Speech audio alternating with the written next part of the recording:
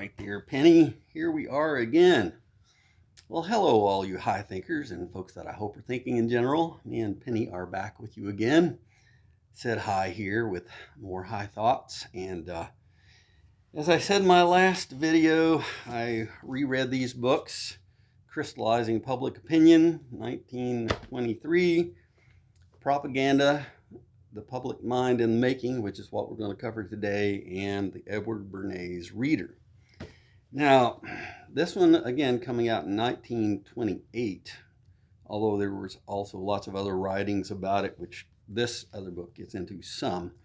But a really important thing to keep in mind about what this book contains, Joseph Goebbels was the Minister of Public Enlightenment and Propaganda for the Nazis.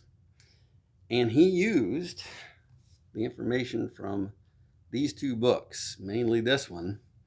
And when I start reading you my takeaways from it, you're going to see why, I think. And then if you look at the other videos about cults and mind control, it's really going to start hitting home what's happening after they get control of the government.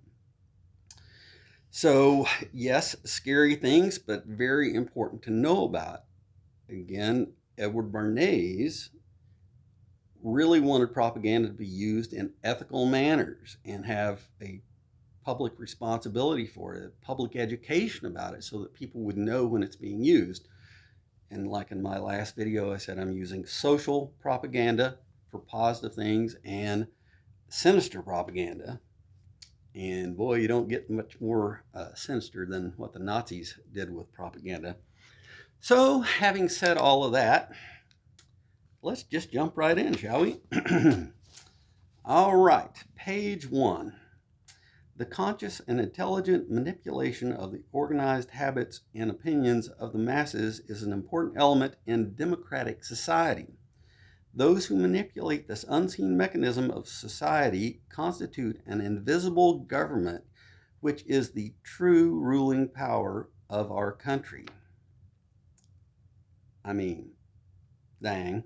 Let's just go on here. Page 8. Again, you can follow along. I'm not making this up. You can come to your own conclusions. This is not conspiracy theory. This is right out of the book. Page 8. It is the purpose of this book to explain the structure of the mechanism which controls the public mind and to tell how it is manipulated by the special pleader, which I guess is later called a public relations person, who seeks to create public acceptance for a particular idea or commodity. I will attempt at this same time to find the due place in the modern democratic scheme for this new propaganda and to suggest its gradual evolving code of ethics and practice. Well, it's kind of was covered in that other book, but that didn't seem to happen. I mean, there was a truth in advertising bill that was passed a long time ago, and I don't even know what all that entailed. So you can't just totally out and out lie when you're advertising, but that is the problem as I see it today with propaganda. There is no oversight of ethics and the practice of it. All right, so 12, another biggie, tying back to that first one. Page 12, propaganda is the executive arm of the invisible government. Yeah. All right, page 17.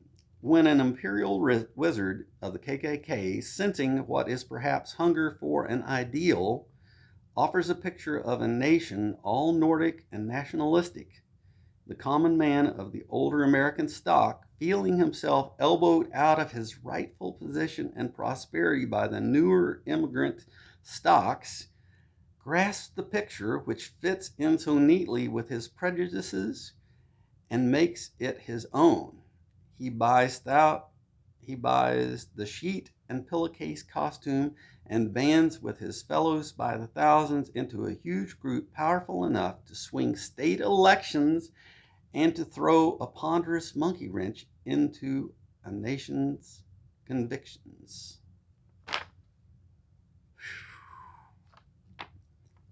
Anybody see that happening now? Like more than I mean, that bingo right there.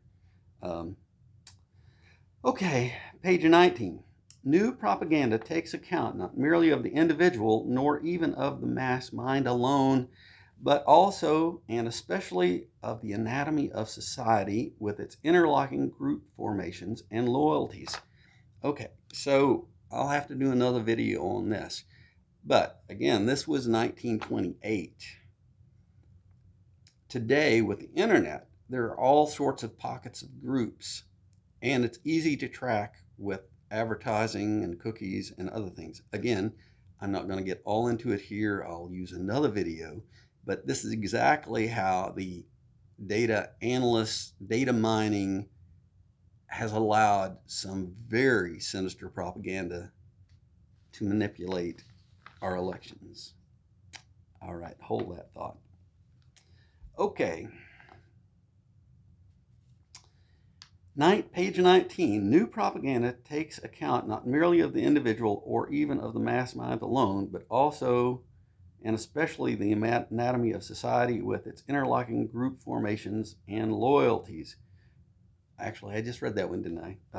Well, it's a good one, so I'll probably leave it in there. Page 21, small groups of persons can and do make the rest of us think what they please about a given subject. But there are usually proponents and opponents of every propaganda, both of whom are equally eager to convince the majority. So that adds to the chaos, which is even worse for the whole propaganda thing, especially the sinister kind. All right, continuing on page 35. The systematic study of mass psychology revealed to students the potentialities of invisible government of society by manipulation of the motives which actuate men in the group. Whew, boy, this goes back to that other one. So I guess these are two guys that did research back at that time that he's quoting here. Trotter and LeBron, who approached the subject in a scientific manner, and Graham Wallace, Walter Lippmann, and others who continued with searching studies of the group mind, established that the group has mental characteristics distinct from those of the individual and is motivated by impulses and emotions which cannot be explained on the basis of what we know of individual psychology. Whew. So the question naturally arose, if we understand the mechanism and motives of the group mind, is it not possible to control and regiment the masses according to our will without the knowing about it? Wow. I mean, you take the other book and you go with this one and you hit that paragraph and you think about how far psychiatry and psychology and all those mental studies have come, along with the explosion of communication because of the internet. And what happens when AI gets hold of this kind of stuff? That's a whole nother can of worms. I'm not even going to talk about that. We need to deal with it here and now. So, moving on. Page 37. Trotter and LeBron concluded that the group mind does not think in the strict sense of the word. In place of thought, it has impulses, habits, and emotions. In making up its mind, its first impulse is usually to follow the example of the trusted leader. Oh, if only more people knew about this, and that in particular, there'd be a lot less people in cults and a lot less cults getting started. Anyway, isn't this great? See why I get an upset stomach and just feel depressed when I go over this stuff? But to be able to do something about it, you have to understand it. As hard as it is, and as painful as it is, it's easy to turn your eyes away from it. But we need to face it. Okay? All right. Continuing on. I feel so cheerful. All right. Page 73. No serious sociologist any longer believes that the voice of the people expresses any divine or specially wise and lofty idea. The voice of the people expresses the mind of the people And that mind is made up for it by the group leaders in whom it believes and by those persons who understand the manipulation of public opinion. It is composed of inherited prejudices and symbols and cliches and verbal formulas supplied to them by the leaders. Whoa, man. Again, the cult stuff here with the special symbols and the cliches and the verbal formulations, and that's a whole wow. Okay, page 86. It will be objected, of course, that propaganda will tend to defeat itself as its mechanisms become obvious to the public. My opinion is that it will not. The only propaganda which will ever tend to weaken itself as the world becomes more sophisticated and intelligent is propaganda that is untrue or unsocial. You know, all of this book, it just, I see it, it rings true to me, except for, boy, I think he got that one so wrong. Of course, how can you know everything? I mean, it's just amazing all the other stuff that you see here, and it's working in society.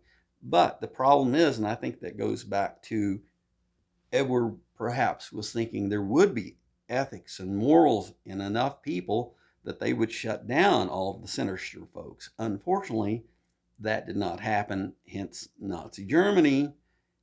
That right there is why everyone needs to learn about propaganda, it seems. Anyway, that's what Edward was saying earlier too, is only by everyone understanding propaganda, it's like getting immune to it. It's like, your body can fight it off, or at least you have the information.